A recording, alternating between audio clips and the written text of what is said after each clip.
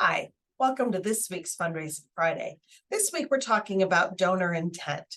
The thing to remember about donor intent is that it trumps everything. The AFP Code of Ethics says that we spend our money in the way in which the donor wants it spent. So how can you assure that you do that? First of all, make sure you're asking the donor for things that you actually need and that you plan to do.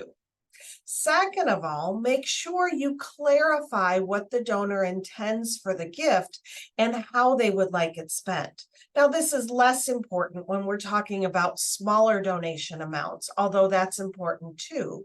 But if you get a $10,000 gift for a particular project, make sure you understand how the donor wants that spent. That's why those conversations with your major donors are so important. Perception check.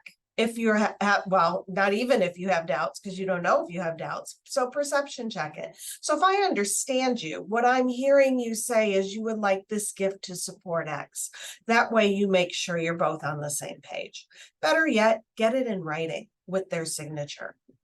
Third, make sure you capture that information in whatever donor database you have, so you can always go back and look and make sure you keep a record, keep that written file somewhere where you can access it. Next, make sure you communicate that intent with the people who are going to be spending the money, with your finance office, with everybody who needs to know, so that everything is copacetic and you're spending it the way they need. Finally, we all know life happens and things change. If whatever you had intended to spend that money on, you can't for whatever reason, go back to the donor and have a conversation with him or her.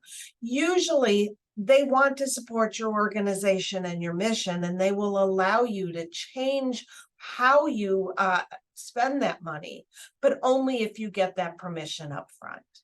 That's this week's Fundraising Friday. Thanks. Have a great weekend.